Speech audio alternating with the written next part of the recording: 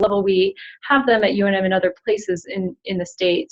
And then we'll get into a clinical element of the talk. We'll review some ways in which physical abuse commonly presents, with focus on bruises, bite marks, and burns, so skin injuries.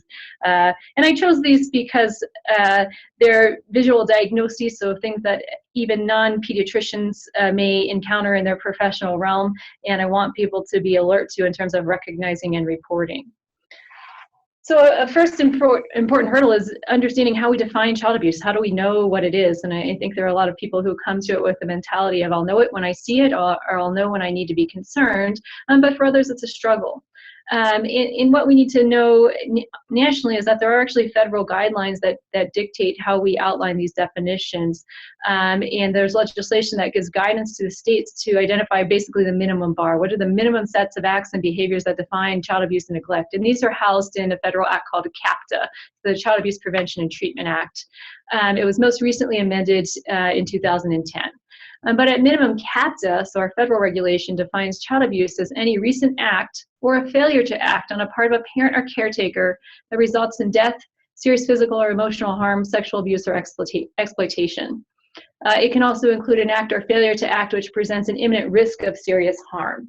What you'll notice if you really get into the detail of this statement is that it's intentionally broad.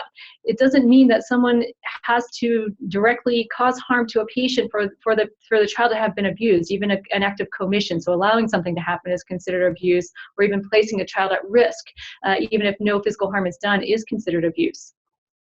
Here in New Mexico, our state laws define an abused child as one who's at risk of suffering serious harm or has suffered harm because of the action or inaction of a parent, guardian, or custodian. So again, this is very well aligned with the federal mandates. And another important concept to recognize here is that the perpetrator definition is important. So this should involve someone who is intended to be a caretaker for that child, not a complete stranger, for instance. And again, here in New Mexico, the concept involves physical abuse, emotional abuse, psychological abuse, or sexual abuse and neglect. So those of you who live and work in New Mexico will probably not be surprised by the statistics that I'm going to present about our state in terms of knowing how big our problem is. But the sad reality is child maltreatment is a big issue here in New Mexico, and I think that's reflected by all the other substantial risk factors our kids face. What this graph shows here, without going into the minutiae of detail, is that overall, in terms of all types of maltreatment that are reported in our state, so physical abuse, physical neglect, and sexual abuse, we're seeing an increased number in referrals to protective services, and we're seeing increased numbers of substantiated or proven maltreatment, with one important exception, which is the green line at the bottom of the graph that reviews sexual abuse. And what that data tells me in a very compelling way is that we're still not doing an ideal job of recognizing sexual abuse. To say that there were only 173, for instance, substantiated cases in our state in 2013 is a gross underestimate of what is happening to our children. So we have a lot of work to do, I think, to bring these kids to attention in that realm in particular. So why do we see child abuse nationally and here regionally? Well, there are lots of different reasons, and that's one thing that makes preventing and responding to maltreatment difficult. There's a lot of different risk factors, many of which are faced by families in New Mexico. In my clinical practice day-to-day, the two most common risk factors I identify in children referred for assessment are poverty and domestic violence in the home. Virtually all of the children that we see who are affected by maltreatment live in these conditions. Some other common risk factors that affect our families are substance abuse. Here in New Mexico, we have an incredibly severe opiate abuse problem, so with prescription narcotics and heroin. We also see a lot of methamphetamine and all other drugs of abuse, including alcohol. Parental challenges, so people who are single parents, just people who don't have a lot of support to care for their families, if they're young parents, particularly young mothers, if they're socially isolated, again, they don't have access to support networks. These families are at higher risk to have maltreatment. If you add on to that parental psychiatric illness, in particular, if it's not diagnosed or treated, that's another additional risk. And then there's also a cultural and cyclic nature to maltreatment in many cases. So it's not uncommon that we take care of children whose parents were maltreated when they were children. When we look at risk from the perspective of the child, what we recognize is there's a slight increased risk for male children as opposed to females. And then I think the other intuitive risks are children who are younger are higher risk for maltreatment because they are more stressful to care for, require more investment in care, and cannot speak for or defend themselves in many cases. And then if you add on to that children with chronic or complex illness, such as congenital anomalies, or children who've been born prematurely, you can understand why the stress level in these families is increased. And I'm sure a lot of you who practice medicine in New Mexico are faced with families who are going to deal with a number of these risk factors, not just singular risk factors. So what do we do if we encounter a scenario in the path of our professional, personal lives that makes us concerned for the well-being of a child? One step is recognize what your legal responsibilities are. In New Mexico, it's pretty easy. All adults in New Mexico are considered mandated reporters of suspected child abuse or neglect. And basically what that means is our law states that if you have a reasonable concern that a child's being maltreated or at risk for maltreatment, you have reached a threshold to report that. I will point out that physicians, nurses, social workers, and even resident physicians are specifically identified in our legal codes as mandated reporters. So professionals who in the course of their daily life are known to encounter children and identified as having an increased responsibility to act in a protective capacity. So if you're concerned about child abuse in New Mexico, there are a few different entities that you may notify. And basically what our law states is that you have to notify somebody. You don't have to notify everybody, although in some cases multiple calls may make sense. Our statewide agency that's tasked with responding to maltreatment is called CYFD, Children, Youth, and Families Department. I've placed their website address on the slide. And they have a 24/7 intake hotline that anyone can call to report a concern. So I've put the phone number up on the slide, and if you're calling from a cell phone, you can dial #SAFE. We have a very diverse population here in New Mexico, including a large tribal population, of which I know some of you work with closely, and you need to recognize that they are sovereign entities. So if you are caring for a Native American child and you have reason to believe they may have been maltreated on tribal land, you should actually report that to tribal social services rather than CYFD. This can be a bit of a complex process in that every different tribe and pueblo has their own social service entity, and they do not tend to have the level of resources and staffing that statewide CYFD will have. And if you don't have a personal professional relationship with the tribes or pueblos, that can add an additional obstacle in communication.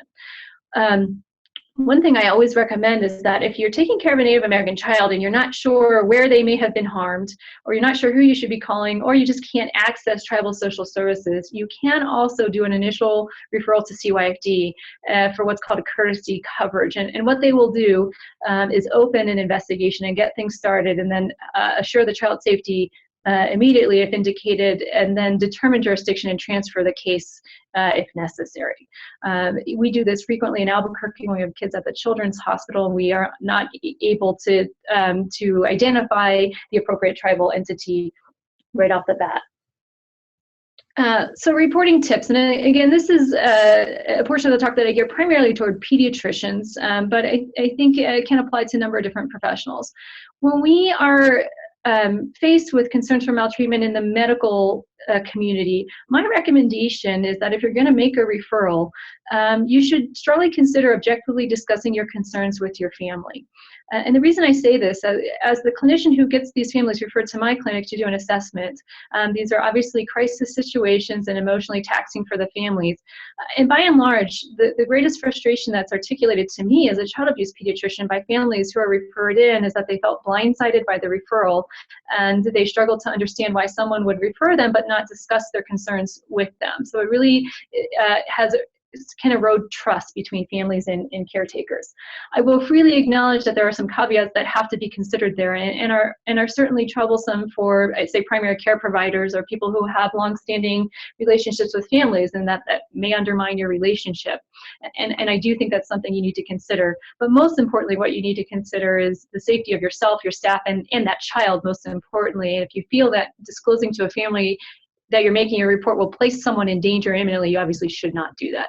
But all too often, I think people don't even think about the concept that they should discuss their concerns with families, and that it actually does escalate the emotional nature of the situations. On the side of the reporting itself, you want to make sure when you're making a referral, you're giving the agency that you're notifying enough information to open an investigation. So meaning you have to have detailed demographic information available to them so they know who is the child's parent or guardian, and where can we find them. So it's incredibly important to have a physical location or address if you can, and at minimum a phone number that family can be reached. It was one of my frustrations, having worked here for 13 years, is that one of the most common reasons CYFD in particular does not do investigations in cases that warrant it is because they cannot identify or track down the family. And those cases are closed out as what's called unsubstantiated, meaning no finding of abuse, despite the fact that no investigation has been done. When you report to CYFD in any case, you'll be asked if you want to remain anonymous, and they're required to offer that under federal mandate. Our recommendation, particularly again for people reporting in a professional capacity, is that you always disclose your identity when you're making a referral for a simple reason.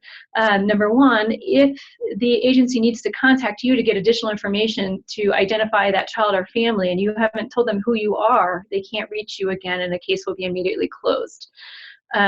If you can also request through CYFD at least that they send you written documentation of the outcome of your referral, meaning has it been investigated or not. So you can have that documentation for your own records if they know who you are, but if you're anonymous, they will not be able to provide that to you.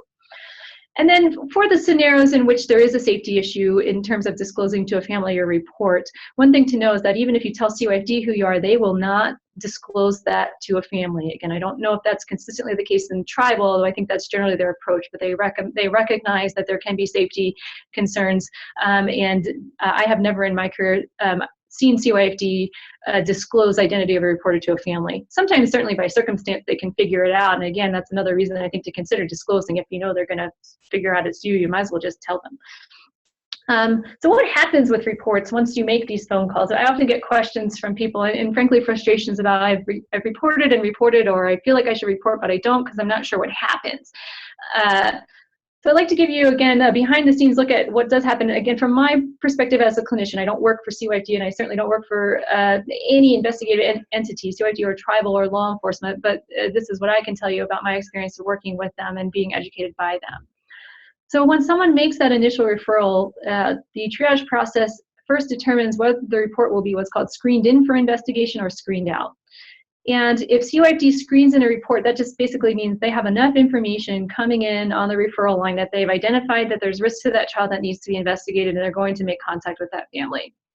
If CYFD screens out a report, what that means is that based on the information they have, they're either unable to initiate an investigation, so they can't contact the family, or there's not substantial enough information that indicates that an investigation is warranted. So there's, and a classic example would be a child who is, say, assaulted by a stranger. Unless there was a concern for failure to protect in the home, CYFD may not investigate that case, but it certainly would be turfed to law enforcement for investigation. So what happens once an investigation is initiated? I'm going to go through the CYFD algorithm for how they triage their response time, and there's the three-tiered approach.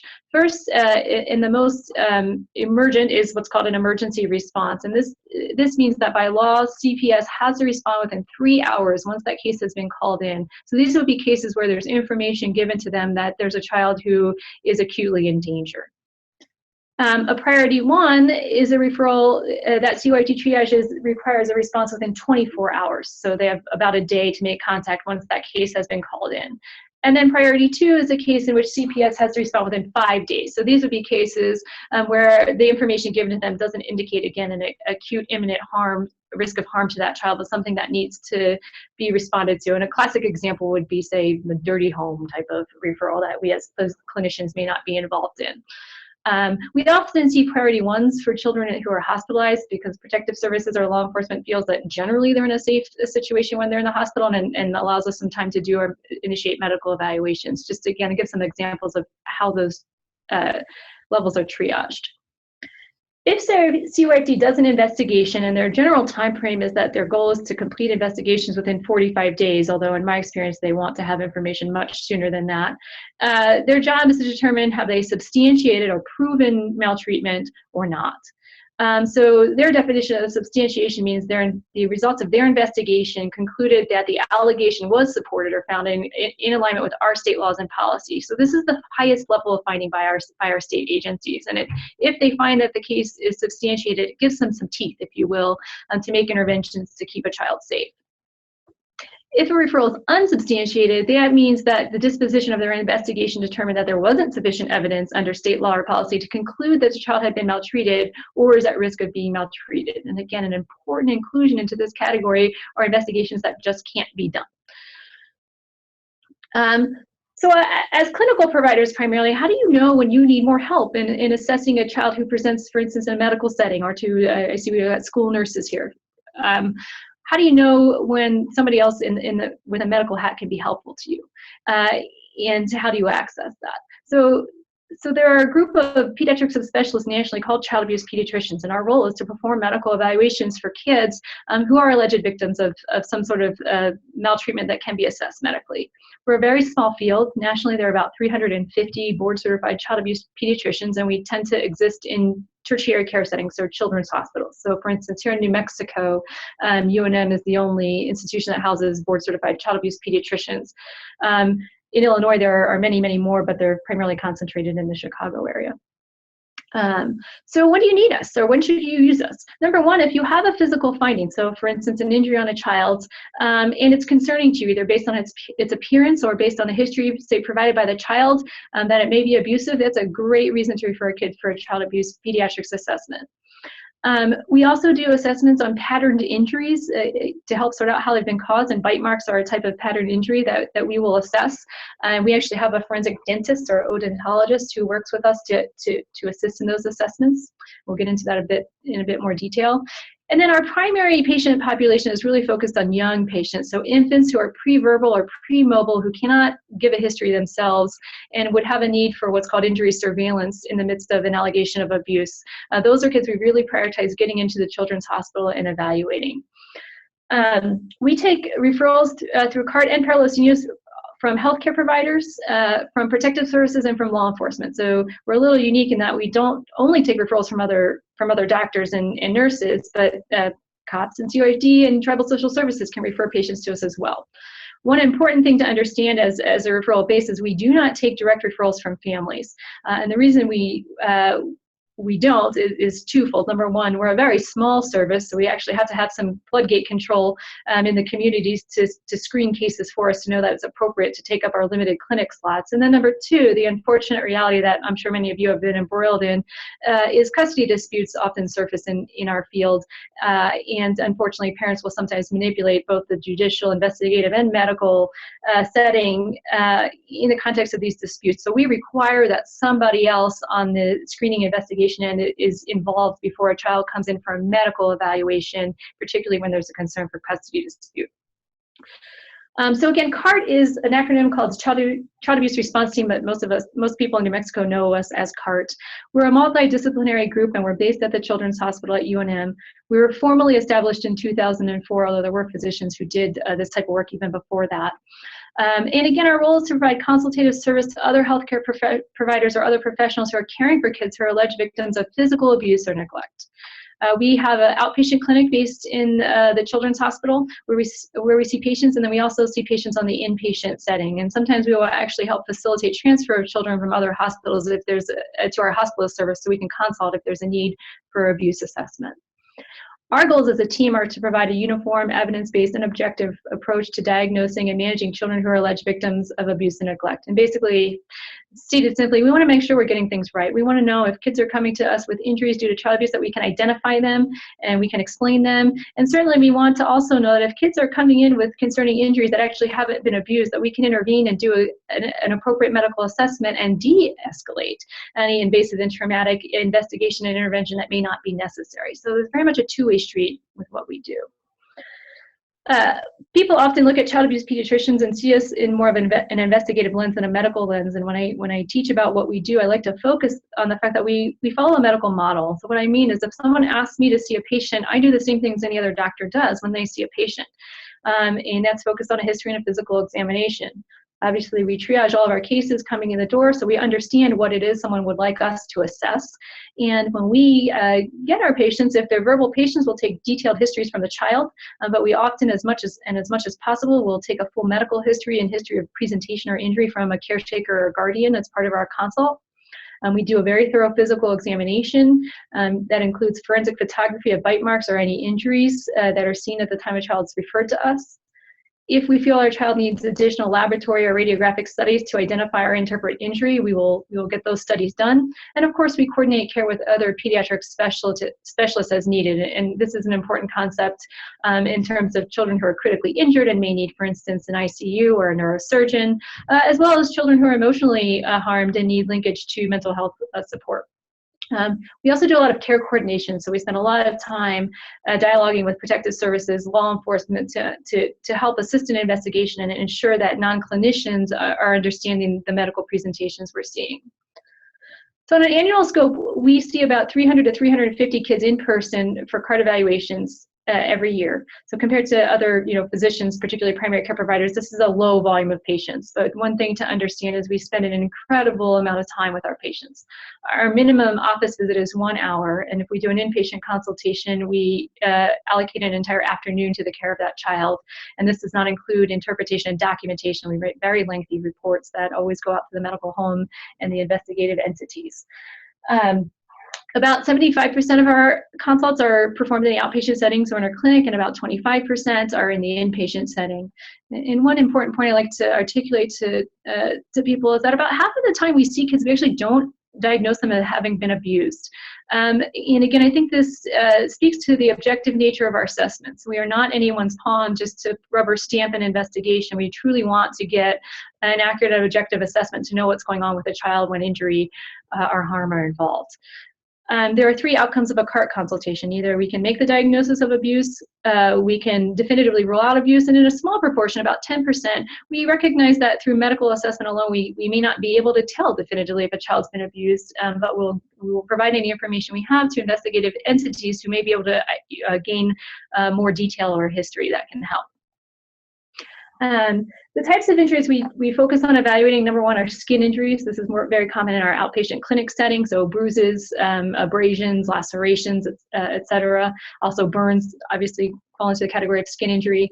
We do significant trauma evaluations more often in the inpatient setting, so we focus there on head trauma, abdominal trauma, sometimes unfortunately genital trauma as a manifestation of physical abuse, and then bone injuries as well, so fracture evaluations.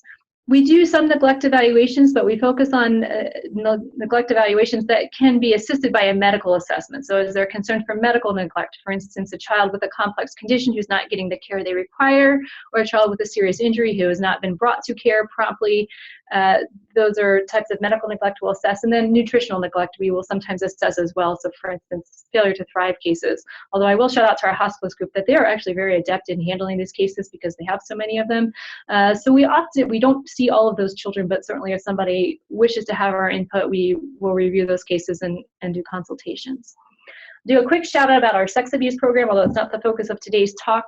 But our program is actually based here at the Family Advocacy Center in downtown Albuquerque, where I'm speaking to you from today. It's called the Para los Niños Clinic, and that's a multidisciplinary team that provides comprehensive medical exam, lab evaluation, crisis counseling, and anticipatory guidance to children and adolescents who are alleged victims of sexual abuse or sexual assault.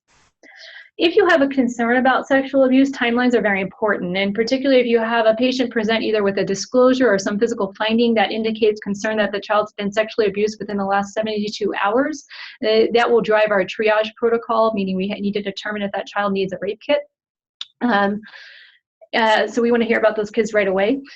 For more remote allegations, which are probably more common in the realm of child sexual abuse, we have an outpatient clinic that children can come in and be seen, and you can schedule by calling the telephone number there. Again, we don't take direct referrals from parents. We do require that a healthcare provider or investigative entity is involved in that referral. So getting into the manifestations of abuse and the ones again I've chosen are findings that are visually apparent. So even non-physicians may encounter these in their personal and professional walks, and that are common. And I start with bruising because that's actually the most commonly identified injury we see in cases of child abuse. What all of you, I'm sure, know is that bruises are not at all uncommon in children, and most of the time they're not due to child abuse. So how do we know the difference? We do a lot of what's called pattern recognition. You'll see that theme repeatedly through the clinical slides. So what we know is that it's common for mobile kids to have bruises on areas of their body where they typically fall, so on their extremities, such as their knees, where there's a bony prominence, or their shin, even the chin or the forehead. If we're seeing bruises in children in atypical locations, such as on the abdomen and the chest, or even over the back, if it's not right over the spine or the waistline, then that's more concerning. If you're seeing bruises in the genitals or buttocks, of course more concerning, because this is atypical from accidental trauma. A pearl of the talk I want to emphasize is if you see even minor bruising in a non-ambulatory infant, so before they're crawling, and honestly for the most part before they're cruising or walking, you should be concerned, and that's a child we want to hear about. Because bruises are very unusual due to accidental trauma in premobile infants, and often are what I call a sentinel injury, meaning an injury that occurs that should be recognized as potential indicator of abuse, but oftentimes isn't seen until we're looking in retrospect for severely injured children. These are kids we don't want to miss. Anytime you see a bruise in the pattern of an object, that can be an indication that an intentional impact occurred with some sort of solid implement. So those are categories of bruises that may not automatically speak to you and make you know the child's been abused, but things you should be more concerned about if you're seeing. We're often asked in the context of our clinical assessments to date bruises for investigators, particularly if they're not getting a clear history of what has happened. And I always urge caution to my clinical colleagues in not attempting to do this, because what we know is that bruises evolve variably based on a number of different factors. What we know is that based on how severe the injury is that caused the bruise, so how deep that bruise is and where the bruise is on the body, in addition to the patient's skin tone, the patient's age, the patient's health status, and even the vascular nature of the area, will all affect how a bruise changes over time. So without a history, we cannot look at a bruise and in any validated way date it. And people have actually studied clinicians' inner observer agreement on these types of assessments, and we're pretty bad at it. So it's not because we're poor clinicians, it's just because there's too many different variables that go into how bruises change over time. Certainly you can correlate a bruise to history, but again, I'm speaking in terms of absent history, we can't look at a bruise and know exactly when and where it happened. So we're going to do some visual slides next, and I will prepare you that these are somewhat difficult to look at, I think, for a number of people, but because our diagnoses are so often visual, it's important for you to understand what they look like. So on the screen now, you'll see an infant who was evaluated by me on our inpatient unit after he presented to an ER with a reported short follow-up of 1 step in the home. It was a preverbal, premobile infant, so he wasn't even crawling yet. He couldn't tell us what happened. So his pattern of injury was obviously very concerning. I don't know if you guys can see. Oh, well, okay, my pointer doesn't work, so I'll just go through. Okay. I'm going to point out some of the areas of injury with the cursor. So if you look at the baby's forehead, you can see that he's got multiple different areas of distinct bruises in the central forehead and over the left brow. For privacy purposes, I've occluded his eyes, but he had diffuse petechial periorbital bruising on both eyes, big area of bruising on the cheek and under the chin, and he's got abrasion on his lips, and there's a bruise on his nose and abrasion in the nares. And in fact, this child had intraoral trauma that caused substantial swelling inside his mouth to the degree that he couldn't eat or drink, so we had to hydrate him in the hospital until he had healed up. So this is a classic example of multiple impact trauma to the facial area of an infant who is not sufficiently mobile to engage in activity that should cause this type of injury. Certainly we did a thorough medical evaluation, including laboratory studies and family and medical history that didn't identify any underlying bleeding disorder in the baby, which led us to understand that this was a classic presentation of poly-impact inflicted trauma in an infant. Ear bruises are our next category. These are not as common in young infants, but a type of bruising we often see in older children after they've been pinched or pulled or even boxed in their ears. And these can be subtle findings because people, particularly pediatricians, don't tend to focus on the pinna of the ear, but really are more interested in people's tympanic membranes to look for ear infections. Bruising on the external ear is very unusual in accidental trauma. It's not a place kids tend to fall. And if you think about ear anatomy and vascularity, you have cartilage, which is avascular, covered by thin skin, which has small capillaries. So the type of bruising you'll see is petechia from rupture of these capillaries. So it tends to be very dense, dark purple-red bruising. And we often will see bruising on both the front of the pinna and the posterior pinna. It can even be more extensive in cases of child abuse. So this is a child who had a very small bruise on the anterior anti-helix of his ear, and then when you fold the pinna over, you can see extensive bruising, and he was able to disclose that somebody had basically been grabbing and pulling on his ear violently. A classic pattern injury that we often see in abuse cases is slap marks. So again, what you will often see in either the cheek or the temporal region on a child who's been slapped, a petechial pattern bruise. So again, petechial bruises occur due to two general mechanisms. The first is a high velocity impact that ruptures surface capillaries, so a slap is a classic example. And the second way to get petechia is as a prolonged compression force. So strangulation, for example, can cause petechia. When we see slap marks, what we most commonly see is a series of linear, parallel petechial bruises. This one was such a nice imprint that you can actually see the distal outlines of the fingers. You often won't get that, but it's such a beautiful illustration. I wanted to show it to you.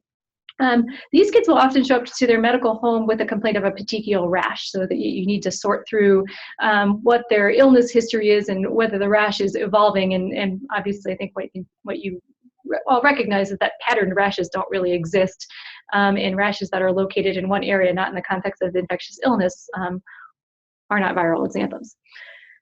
So another type of pattern injury that we often see more commonly in older children. This is a loop-shaped injury on the back, so classic area, either back or buttocks or posterior thighs in older kids because they're being corporally punished, so kids who are being hit with physical implements. This is a classic appearance of actually a belt mark injury. When I give this lecture to medical students, they often assume it's a cord or some other looped, smaller implement, which it certainly could be, but if someone folds a belt and hits a child, this is a classic pattern you'll see with a nice loop here. One thing we'll look for if we don't have a history from the child or we don't know exactly what they were hit with is I'll look at body contours and how injury follows contours. If you see an injury that is visible only in one plane of the body, so the flat surface of the back, that may be an indication that something very rigid has hit the child, whereas if you see injury patterns follow the curvature of the back, that's an indication that something more flexible has struck the child. It's just something that, again, can help us guide investigation if they're trying to identify weapons. Spanking is a hot topic, particularly in New Mexico, where frankly many families do choose to physically punish their children, and it is not illegal in New Mexico to physically punish a child. Our state laws basically dictate that if you have physically punished your child in a manner that leaves visible, persistent injury, you have crossed the line from punishment into physical abuse. And the picture that I'm displaying here is one that I see all too often in my clinic, frankly. I'd say at least once a month, if not twice, we see children come in with severe diffuse injury, either on the back, buttocks, or legs, from being repeatedly spanked or hit by some solid implement. These injuries are significant, particularly when they overlie large tissue areas. Once or twice a year, we'll have kids come in after being beaten with elevations in their creatinine kinase due to tissue breakdown, and sometimes even require admission to the hospital for IV hydration to protect their kidneys from the effects of rhabdomyolysis. So one thing to understand is that severe spanking injury actually can be much more than a skin injury. We oftentimes, with severe spanking injuries, cannot identify a specific pattern because there are so many impacts that the injury coalesces, and you see a classic example of that here in this child. You generally will see some kind of sparing in the gluteal clefts because there's some anatomic protection, and kids tend to clench their cheeks if they're being hit as well. This child was so severely hurt, you can actually see extension of injury into the cleft. I think visually, cases like this are very easy to delineate from non-abusive physical punishment. Bite marks we'll get into next. These are also a type of bruise, but bruise that has a very classic and typical pattern. And what you'll see in bite marks is a circle or oval pattern injury that, if you have a full bite mark, will consist of opposing symmetric arches with separation at the bases and then open space in between. So here in the right photo, you can see one tooth arch here, and then below another tooth arch. There's a lot of diffuse nature of this injury, but you can almost bisect the injury and see the separation there. And then, of course, central clearing, although sometimes you can have central injury if there's dragging of the teeth or suction injury applied.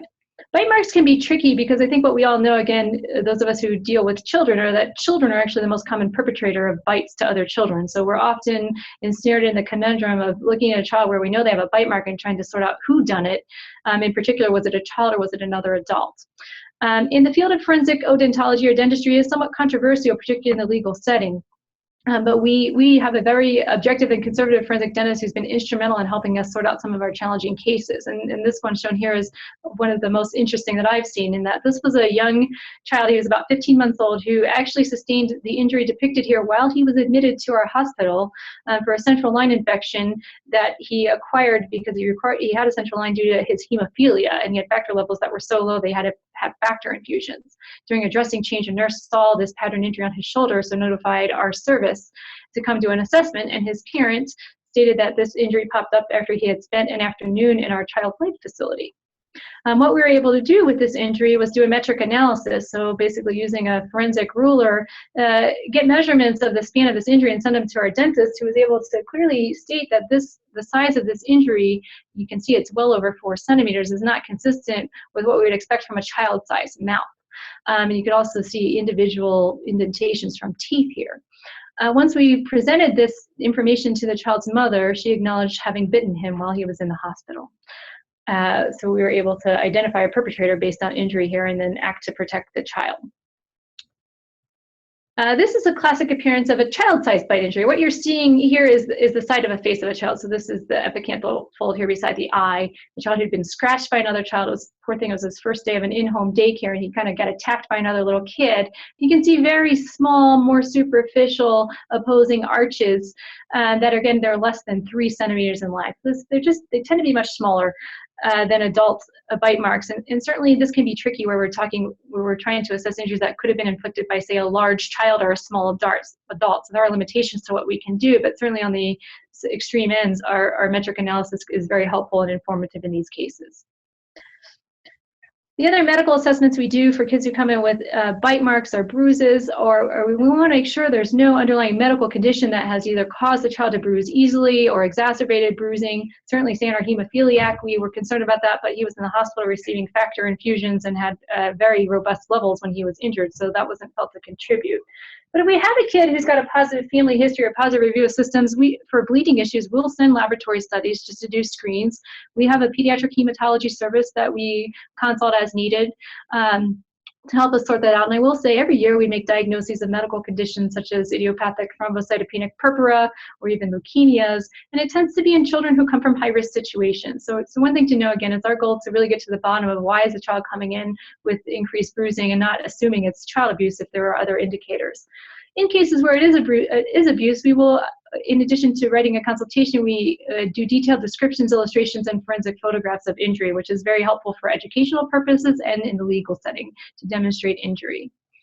One thing those of you who work here in New Mexico are probably really familiar with is the concept of Mongolian spots or slate gray macules, which are birthmarks that are typically seen in children of color, so Latino, Native American, African American, and sometimes Caucasian children, that can be mistaken for bruises because they're bluish purple. Knowing anatomy is helpful and knowing the child's medical history is helpful, but every once in a while we get kids referred into our clinic because some new caretaker is concerned about these findings. We will always look to the medical home to identify whether these types of birthmarks have been documented before, so I always encourage primary care providers to document these marks on kids. But then beyond that, it's just recognition. We've seen plenty of them. We know that they tend to occur on the back and the sacrum and buttocks, but also other locations on the body, such as the wrists and the ankles, and they can technically be anywhere. If we have a kid and we're not sure that they've got a Mongolian spot, what we do is serial exams on them because obviously we wouldn't expect them to disappear rapidly over the span of days to a week or two. So if we're not sure, we just bring them back in. And this slide, I think, is a nice articulation of the fact that you can have a mimic of child abuse and also be abused as the baby who had an inflicted femur fracture. But we were able to clarify that his back findings were not traumatic in nature.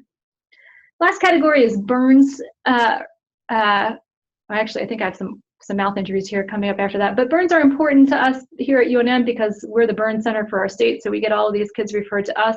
Nationally, data indicate that 10 to 25% of pediatric burns are abusive in nature. Our data are more around the 10% line specific to UNM. Burns can occur via a variety of different mechanisms, but in general, they're either scald burns from liquids or contact burns from some hot solid object, such as an iron, curling iron, cigarette. More rarely, we'll see caustic material burns, flame burns, more often in camping season when people have campfires. as well. And any type of burn can be accidental or abusive. You really have to correlate it to history, development, and mobility of the child, and scene investigation can be incredibly important in these cases. We need to know what sort of circumstance the child came out of to help us sort these things out. The most common type of abusive burn we see is what's called an immersion scald burn. So when a child is placed into a very hot volume of scalding, typically water or liquid. The most common triggers for this is some sort of soiling. So a child who is either toilet training and has had an accident, or a child who is sick and vomited, or just made a mess and they required someone to clean them up, and that person gets frustrated and puts them in a hot bath. What you'll see in these cases are areas that are submerged will be burned with very clear lines of demarcation between burned skin and non-burned skin, and we call that the water line. Anytime we see a pattern of burning that includes the buttocks, the perineum, and both feet, that's considered highly specific for abusive injury, because what happens when a child is forcibly immersed in scalding water is that they're going to flex and fold up their body as much as they can to limit contact, but the areas that they can't spare will be exposed to the hot water. So again, you get a nice line of demarcation here, and then very severe injuries, severely burned skin. You'll occasionally see sparing on areas that have contacted, say, the bottom of a bathtub and forced water out. So this is a classic example of what we call a glove distribution burn, so a child whose hand was forcibly held in a volume of water. So you get circumferential injury, and they tend to be fairly deep. These are second and third degree, or what we call partial thickness or full thickness burns that require daily debridement and sometimes skin grafts and aggressive physical therapy to maintain mobility of the joints in the hands and feet. This is a classic, what we call stocking distribution burn. And I will say, again, some of these can happen accidentally, and the most common scenario I've seen when we have unilateral, so one-sided stocking injuries, is children, particularly from our pueblos, who on feast days, the people are cooking with crock pots and all sorts of vats of hot liquids everywhere, including on the floor, and every year we have a kid who steps in one. And they're often barefoot. So again, there's no pathognomonic physical presentation. You have to correlate to history, but these are more typical patterns of injury in abusive burns. And then finally, as I mentioned, oral injuries. I added this in as extra because it's an injury category that I'm consider myself passionate about. And I say that because oral injuries are unusual. They can be very hard to diagnose, but they're very common sentinel injuries. And when I say that, I mean, again, injuries that we realize in retrospect have occurred to young infants in particular before they present with more severe injury. So when you're looking at babies, pay attention to abnormal histories and abnormal signs of bleeding in the oral cavity. So if you have a young infant who comes in with a report of epistaxis, so nose bleeding, coughing up blood, vomiting up blood, choking or gagging with blood involved, feeding difficulty, or respiratory distress, do a very thorough oral cavity examination to find out if there's a traumatic reason for that. What happens in infants who have oral trauma is typically that they have stressed someone out because they're crying. Crying is a typical trigger. And in order to silence the child, the person directs trauma to their mouth. So they may forcefully insert something into the mouth, such as a finger or a bottle, or just directly hit the mouth. So if you have a baby that has intraoral trauma, again, if they're pre-mobile, we want to see these kids. Because when we don't, we tend to see them later with brain injuries. And I've included, for those of you who want to jot it down, some literature that looks at overview of diagnosing abuse with intraoral injuries. So what I'm displaying now is a very classic but hard to appreciate oral injury in an infant that presented actually to UNM with bronchiolitis during bronchiolitis season, but also had a report of having coughed up some blood. So when the doctors did an intraoral exam, they saw, and I outline here with the cursor, is a sublingual laceration. So this is under the baby's tongue. You can see acute hemorrhage here and here in the margins of injury, but the whole sublingual surface is lacerated in this baby. This was from a forced insertion of, we're not sure, either a finger or a syringe. Mother half told us, but minimized things. This is the same baby once the injury starts to heal, and he didn't want to be examined at that point, but what you can see is white granulation tissue. That's very classic of healing mucosal injury. So if you see this appearance in a child without explanation, be very concerned and refer those kids. I've seen this type of presentation misdiagnosed as oral thrush, also misdiagnosed as some sort of intraoral infection, such as hand, foot, and mouth disease, and it really doesn't have that classic appearance to me. They're not small circular ulcerations. These are broad injuries. You can kind of see here he had a tear in his frenulum too, that's obscured by the finger. This baby also had multiple fractures and bruises. This is another classic example of a healing tear in the superior labial frenulum, so that piece of tissue that connects your lip to this is the upper lip and the gums. Again, in a mobile child, once they're walking around and running, kids often fall and hit their faces and tear the frenulum, and we're not too concerned about that. But in a pre-mobile infant, they should not have this injury. That's an indication that somebody is causing trauma to their oral cavity.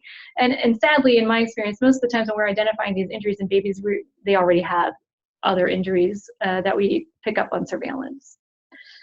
Some mimics. So what can you see in the mouth that might not look normal in an infant that is not actually trauma? So teething is a classic time for the gums and oral trauma to be kind of inflamed and even sometimes bleed. You can get what's called eruption hematomas surrounding teeth as they're about to pass through the gum surface. So you'll get little blue bulbous discolorations, and sometimes as the tooth erupts, you'll get bleeding there. So certainly want to do a good history about where the child is in terms of teething and a good exam to know if there's a tooth eruption associated with what may appear to be an injury. So parting thoughts, I know we've talked about some difficult topics and looked at some difficult visuals. It's important for me as a child abuse pediatrician to exemplify the importance of recognizing these kids when they're coming into the medical setting, because child abuse is a national epidemic. It's a big problem, and while we obviously need to direct more resources into primary prevention, I personally feel that we're not doing enough to recognize kids at risk and bring kids to attention when they're being harmed. And the medical community is really I consider us the gatekeepers for these children. If we see presentations that are potentially abusive in our clinical settings and we ignore them, hoping that it goes away, it won't. And again, what's very compelling for me as the person who sees kids when they're severely harmed is it's not uncommon for me to look back at medical records and recognize that there were missed opportunities to intervene, often when children had less severe injury. Without intervention, when kids are getting hurt, the severity of injury escalates with time. So our role as professionals who work with children is to know what we should be concerned about, and when we're concerned, report it and refer those children for evaluation.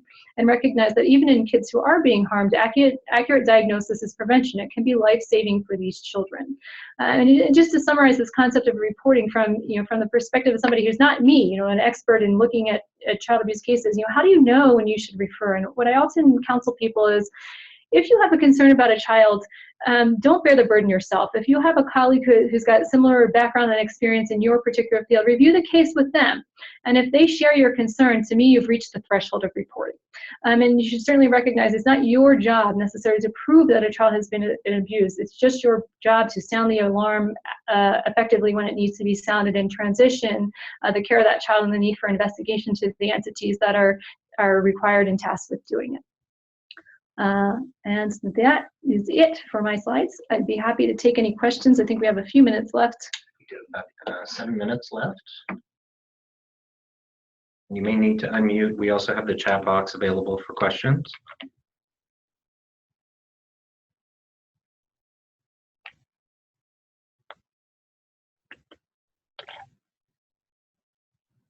Oh, that's a good question.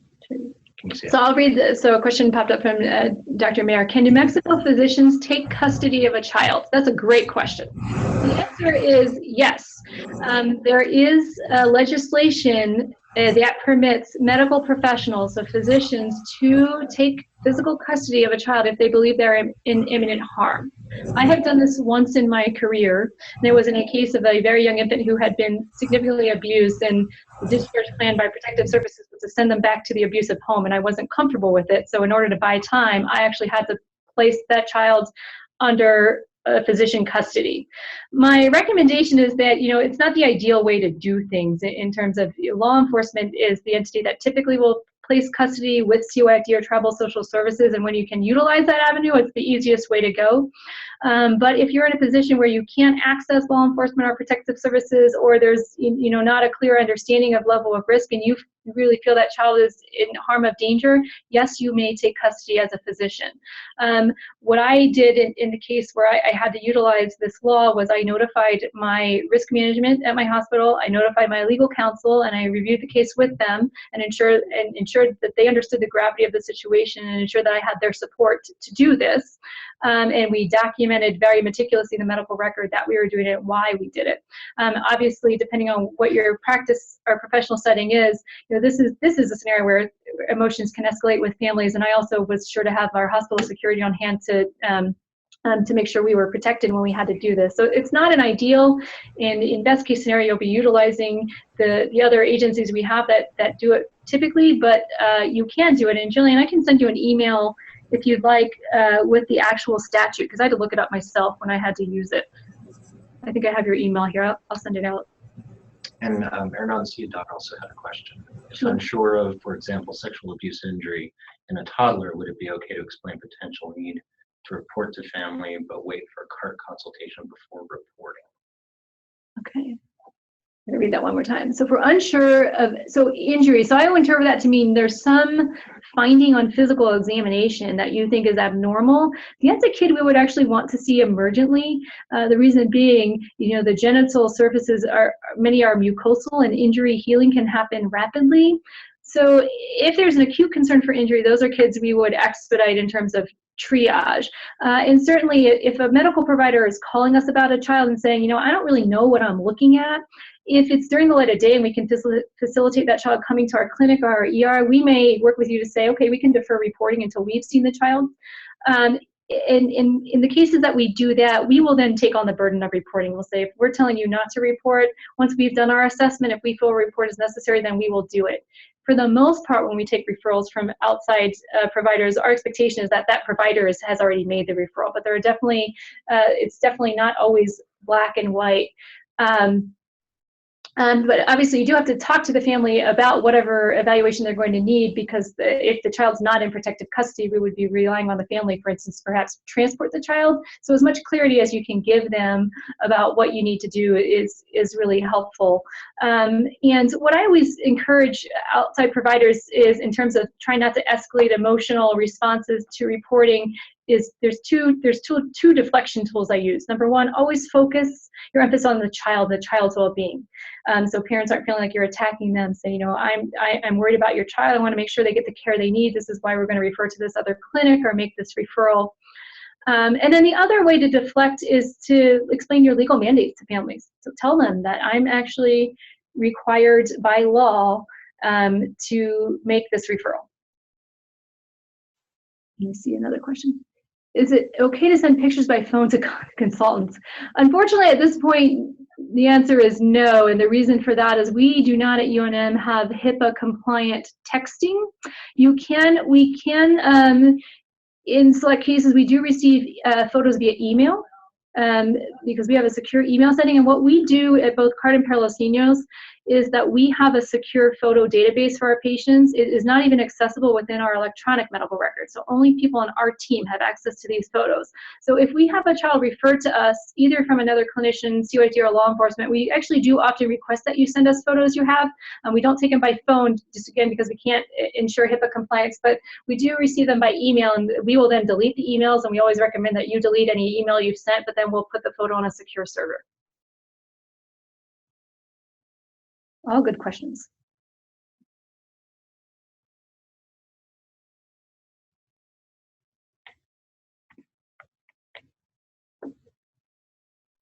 And a couple things just before we take maybe our last question here. If you haven't said who you are and would like to have credit for the session, then make sure that you type your name. And another thank you from John Helm. And also, I'm going to be posting a post survey here in the chat box, and we'll email that out to you as well in case you need to run. We'd really appreciate you filling that out. It's pretty quick, and it just gives us some feedback here at Envision about the technology and as well as the content. So that's there at this point.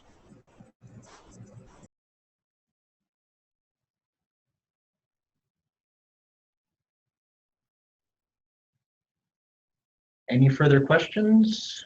I see some people are chatting their names. Yeah.